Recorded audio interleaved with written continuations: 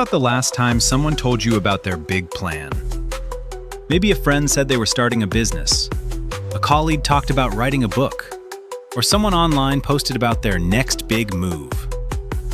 Now ask yourself, how many of those plans actually happened? Exactly. Here's what most people don't notice. The people who talk the most about what they're going to do are usually the ones who do the least. And the people who actually build wealth, power, and influence, they're quiet. They don't post about it. They don't explain it. They don't announce it. They disappear into the work. And by the time you realize what they were building, it's already done. That's not arrogance. That's not secrecy. That's strategy. From a young age, we're taught something that sounds right, but is actually dangerous. We're told that sharing our plans shows confidence, that talking about ideas brings support, that putting things out into the world makes them real. So we talk. I'm starting something new. I'm working on a big idea. I have something coming soon. It feels productive. It feels ambitious. It feels like progress. But here's the truth most people never hear. The more someone explains early, the less likely they are to finish. And wealthy people know this. When big things are being built, they're built quietly. Because explanation is often a substitute for action. People who explain too much are usually trying to convince themselves. They want reassurance, validation, someone to say, "That's a good idea." But reassurance doesn't build companies. Validation doesn't create results. Talking doesn't make things real. Doing does. The rich don't stay silent because they're secretive. They stay silent because they understand how power works. Power doesn't announce itself. It moves quietly. And here's the part most people don't want to admit. The moment you explain an unfinished plan, you weaken it. Because explanation invites opinions, and opinions carry fear. Not because people want to hurt you, but because they project their limitations onto you. That sounds risky. Are you sure? What if it fails? Those aren't warnings, they're reflections. Wealthy people protect fragile ideas. They don't expose them too early. They don't let untrained minds blow them out. To them, ideas are sparks, strong enough to start something real, but weak enough to disappear. Silence protects the flame.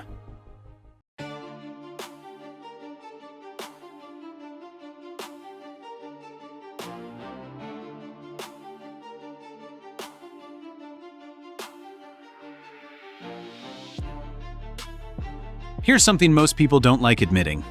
Explaining is often a status signal.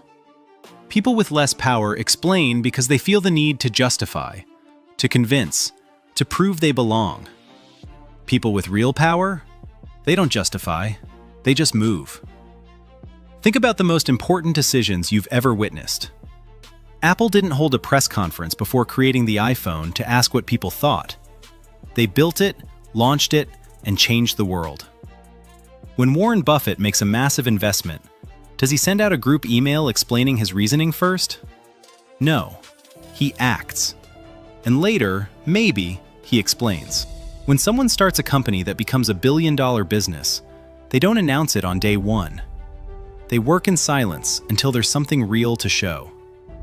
Silence creates authority. Noise dilutes it. But there's another trap most people fall into.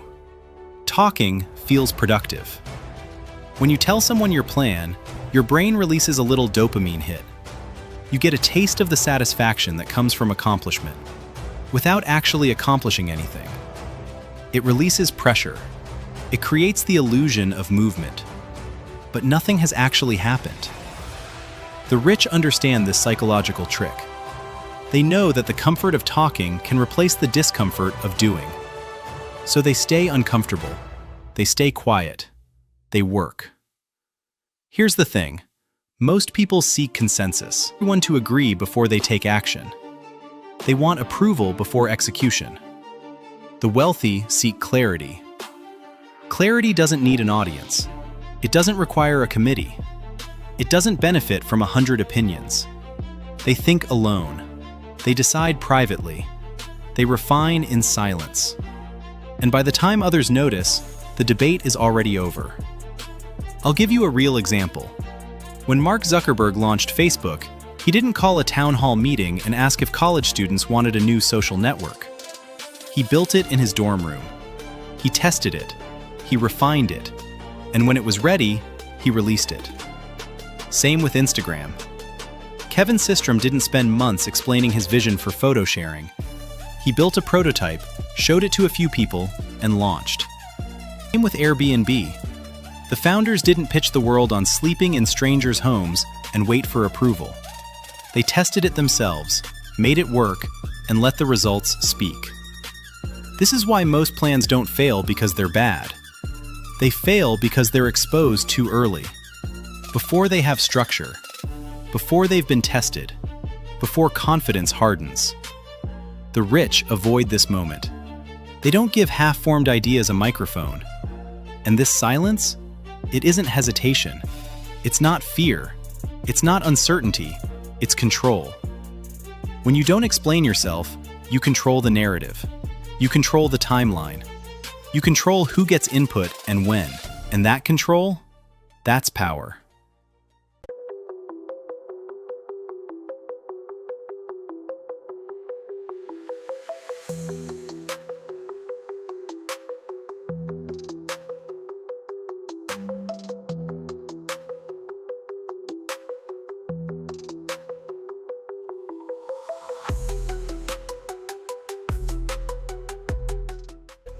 If you need feedback, get it from someone who's been where you're going, someone who understands the territory, someone whose opinion is worth the risk of exposure.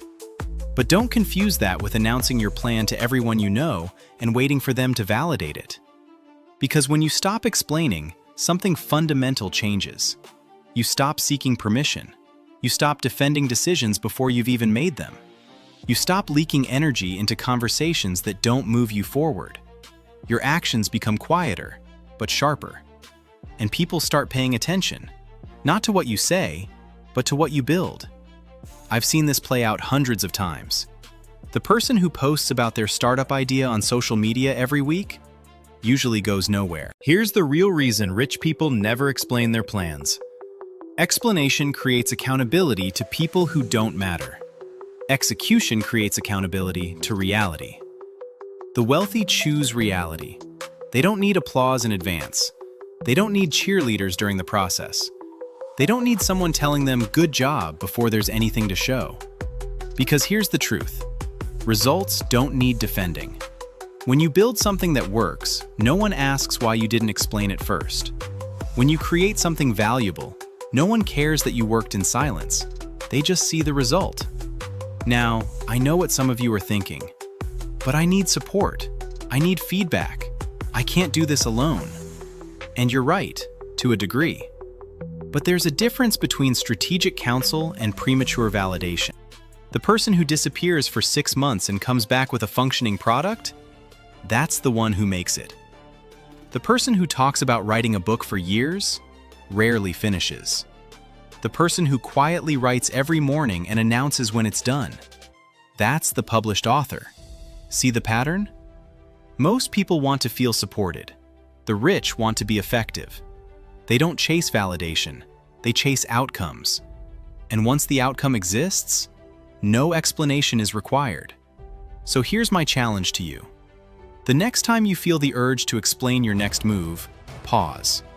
Ask yourself, am I explaining because it's necessary or because I want validation? If it's validation, stay quiet. Work. Let the outcome speak. Because the rich don't explain their plans, they explain their results.